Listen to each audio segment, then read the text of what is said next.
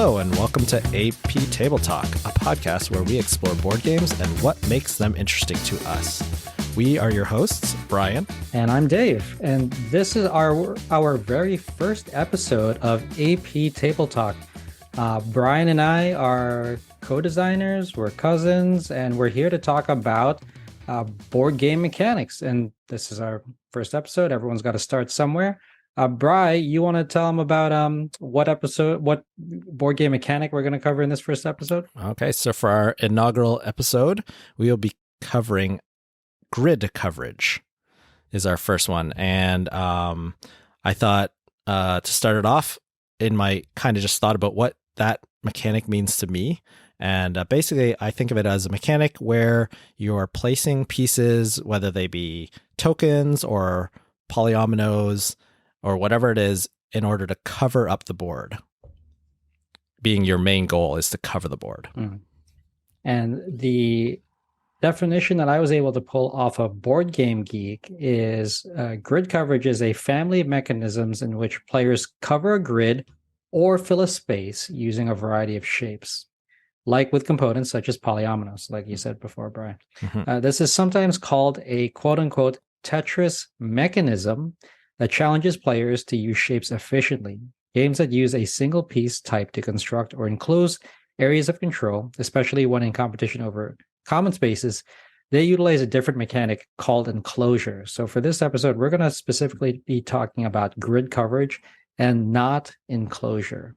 Okay. So there's a bunch of games that use this already, Brian. What are some games on your list? So I think the first one that immediately comes to mind is Patchwork. Mm-hmm. I mean, it's kind of the whole game. It's just covering that quilt with patches. Mm-hmm. Some other ones that we've played recently, I know we've been playing Castles of Burgundy. Yep. I would consider that grid coverage. Mm-hmm. I was introduced to the Isle of Cats on Board Game Arena as well. Mm-hmm. One that I know you like, mm-hmm. that you introduced me to a while ago, Sagrada. Mm-hmm. And we just played My City recently. We're in the middle of our legacy game of that as well. Yeah, on Board Game Arena. Mm-hmm. And some of the games that I've played that use board coverage as well, again, similar to a lot of the games that you listed, is Blokus. I feel like that fits in that textbook definition because it has those polyominoes. Same thing with Copenhagen, which I've been playing a lot on Board Game Arena as well, uses polyominoes as well. A game on my list that I had gotten recently off a Kickstarter, Cultivate, is similar to Sagrada in that you are covering grid components, but in Cultivate, you're using meeples. In Sagrada, you're using specific dice in a pattern.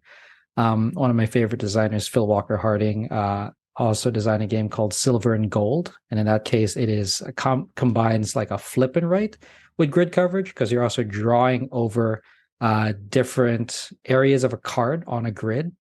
A game from my game group that is a big favorite is Tiny Towns. So that's another, I would say, flip and place, placing different cubes on a grid.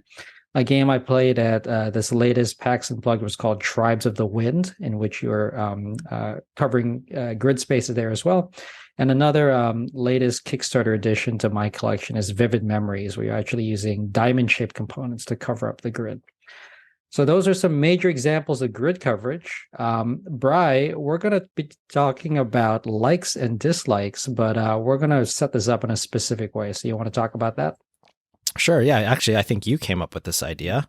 So we figure in stereotypical board game fashion, we will roll D20s for initiative and talk about kind of the things that we like and dislike in games that use grid coverage. All right. Sounds good. On the count of three, we'll both roll our D20, and sure. Whoever rolls highest is going to have initiative and will go first. So ready when you are. Ready. All right, roll. All right, I have 17. I got 10. All right, so I have initiative. I will go first. So I'm going to talk about some of grid coverage's likes. I got 3 specific ones that I really like about this mechanic. One of them, I think, is that it is a strong core loop and has a very good visceral reaction in that whenever I'm playing and it's a grid coverage game and I'm able to cover something or just get a piece to fit. I know this happens a lot right now in my city. It's like, oh, I really hope that T-shape fits or comes up because I really need it to go in a specific spot right now. So once you get that spot covered, I think that's a really great visceral reaction. The second thing I really like about grid coverage is that it's a spatial and visual puzzle. So I would say this is more for games that have those polyominoes. I'm talking about My City, talking about Patchwork and Blokus and Copenhagen, where you need just the right piece to fit in that right spot. I think is a really cool and visceral aspect to playing with this grid coverage mechanic. And I'd say that my last like specifically about grid coverage is the way that it's implemented. So part of the BGG definition was talking about using polyominoes. And for the most part, those happen to be in squares, but you can also use different shapes. They can be squares, they can be hexes, kind of like with Castles of Burgundy. They can be pentagons. They can be whatever shape you want. There's lots of different ways to play with these different shapes for grid coverage. You can have those shapes all connect. You can have them all individually set up. But the way that it's set up, I think, provides a lot of interesting combinations from the board overall. So those are my 3 top likes for grid coverage. How about you, Bri? Yeah, I think actually stated slightly different, but I think ours have a lot of overlap here. So yeah, the number one thing to me reminds me of Tetris. Mm-hmm. That same feeling you were talking about of just, hey, I need that 4-line piece so I can get that Tetris. Yeah. I feel like you get that same feeling in a lot of these games, where you're trying to hoping that piece that you need comes up. And again, another one very similar to what you talked about. I do find playing the game has a visual appeal to it. Trying to get those pieces to fit nicely, and you almost get visual feedback when you miss a spot, and that if you have any sort of ADD tendencies or OCD tendencies, it's gonna bug you. Yeah, definitely. I just overall just enjoy kind of that packing efficiency. As my wife Violet, will leave the packing on a trip to me because I like to see the efficiency of getting those bags into that trunk. Or I would say like the opposite for me in our game of My City is, why did I choose to put a tree there? Because now I can't drop that T-shaped or that S-shape in there. And it's just, it's so aggravating. Yeah, I actually, I've been enjoying that kind of legacy mode for My City, and having that board just change a little bit each round.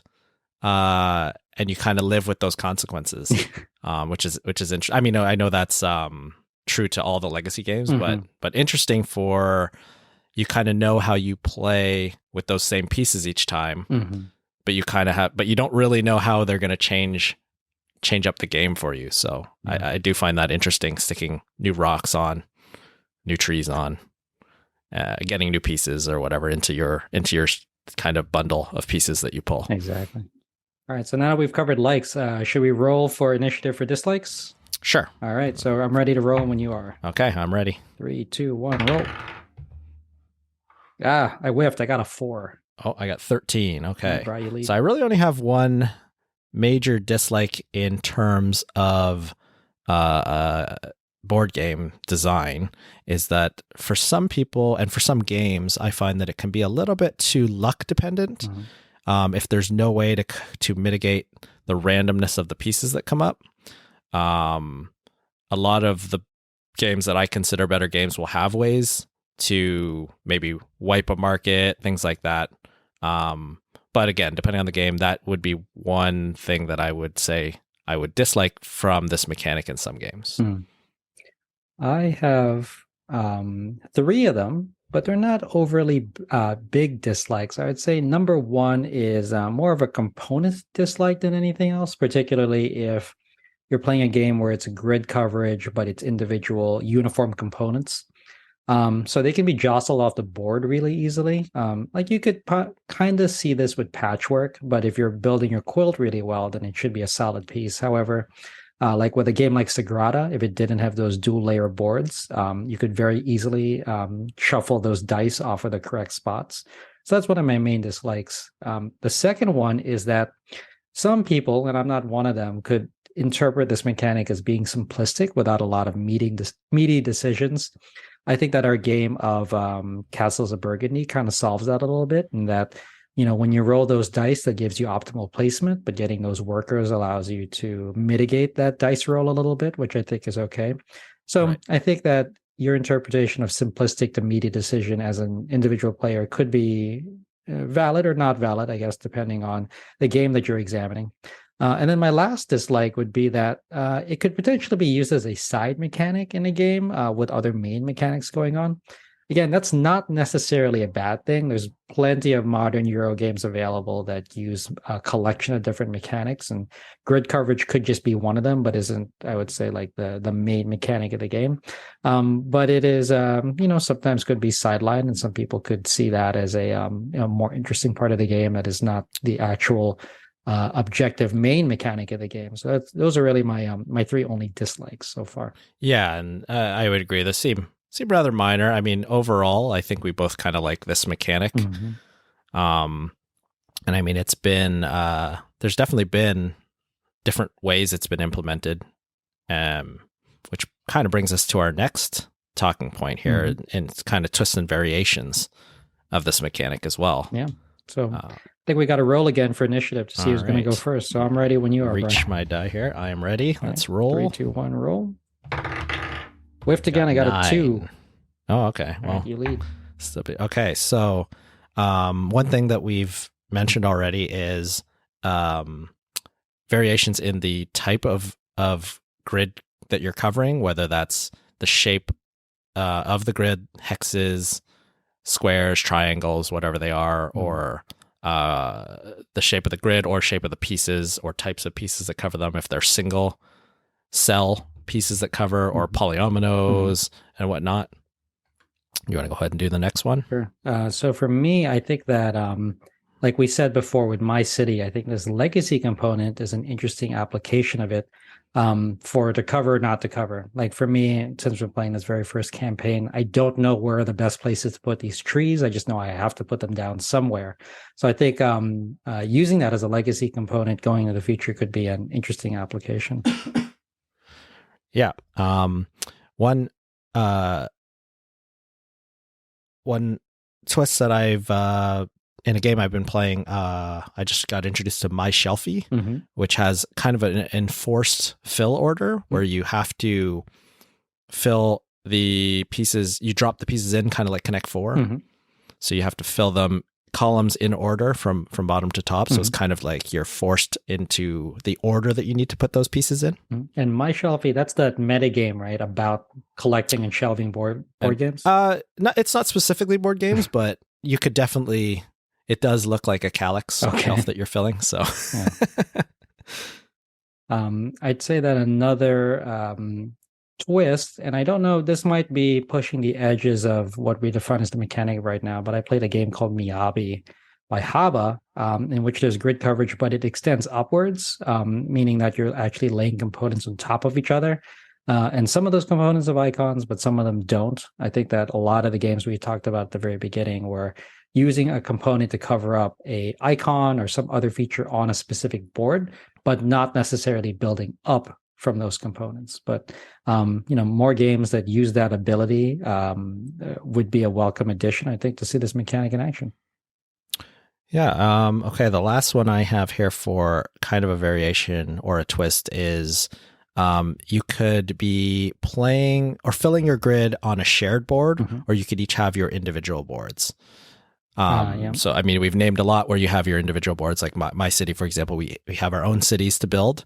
But Castles of Burgundy, we are kind of filling the same board. That kind a shared of reminds me of, did you ever play Teotihuacan? I think we played it. I feel like we did. I don't know. I have to look in the log to see if we did play it. But you reminded me just now of building on a shared board because of the pyramid in Teotihuacan. Right. Where that is a common component for all players to build upon. So you could see it there as well. And actually that one specifically makes me think, because when I was kind of looking at this mechanic for the episode, there was a little bit of overlap with grid coverage and pattern building mechanic. So because I was thinking of Cascadia, which was interesting because not only are you covering the grid, but you're building the grid out as you draft. But I actually feel like that game probably falls more under pattern building because your goal isn't really to cover all your spaces. It's to form those patterns for your scoring. Yeah. And I'd even say that for Cascadia, it's true. You are building out the grid as you go along. The coverage component comes into play with the different animals that you could play on top of it, which is a way to score points, but not the only way to score points. So I'd say that I wouldn't classify Cascadia as a grid coverage game, but it certainly does have grid coverage in it. I agree. Yeah, it just made me think of kind of a lot of the games I thought of sometimes could fall under pattern building as opposed to grid coverage. So I could see some crossover there. Yeah. Azul, for example, you do score based on almost kind of pattern, like specific locations for your pieces, but ultimately you do want to cover that. If you can, you want to cover your entire board. Right. Yep, that's another example of grid coverage. But I as a knee-jerk reaction, I wouldn't say I would think of Azul as a grid coverage. Yeah, it's not the one I would think of as grid coverage primarily. Right.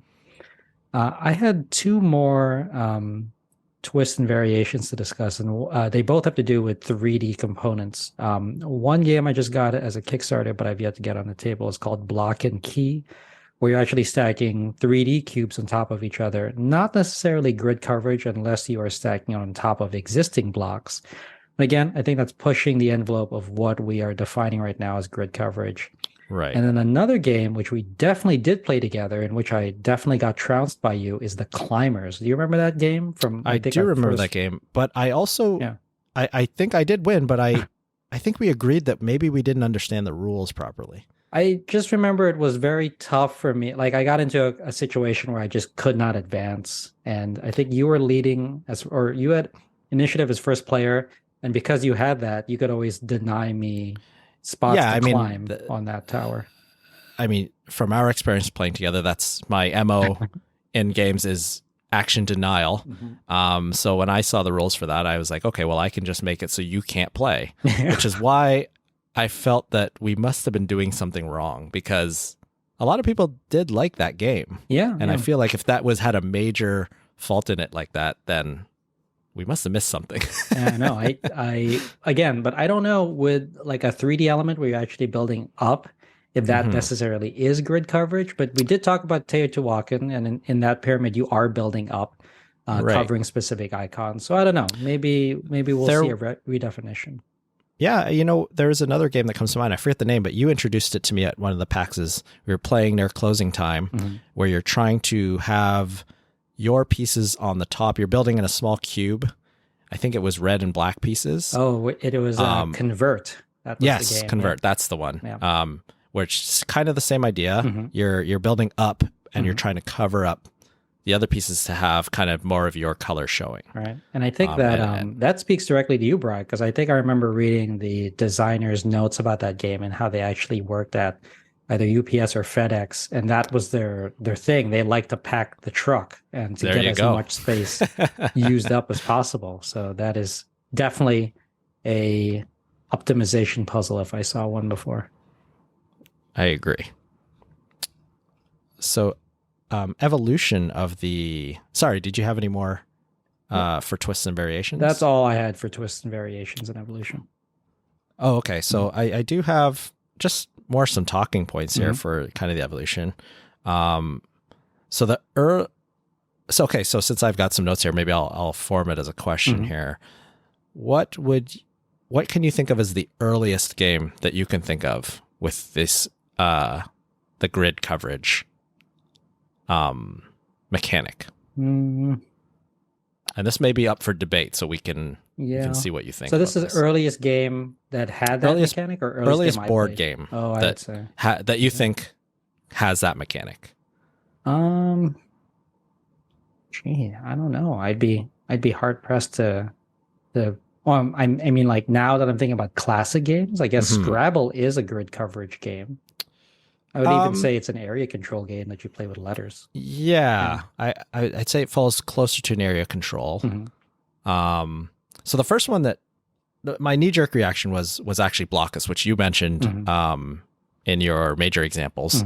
And that was released in 2000, which isn't that early, even for board games. And there's actually another one when I looked it up on BGG that also came out in 2000. I couldn't find months that they were released. So these will be tied on BGG, was The Princes of Florence, which I had never heard of. So those two came out in 2000, which actually had the tag on it, but it got me thinking. And what would you consider Battleship to be a grid coverage game? Let's see. So Battleship, I would say I'd say that the main mechanic is deduction. I don't know if we're going to cover that because we are trying to find and sink each other's opponent ships. It's very much a game about contention, so it's a war game. Yeah. Grid coverage, though, based on what we've discussed so far, I would say no, because the main objective is not to cover every single grid element. The main objective is to cover the grid elements that have your opponent ships on. Right. I agree. Yeah.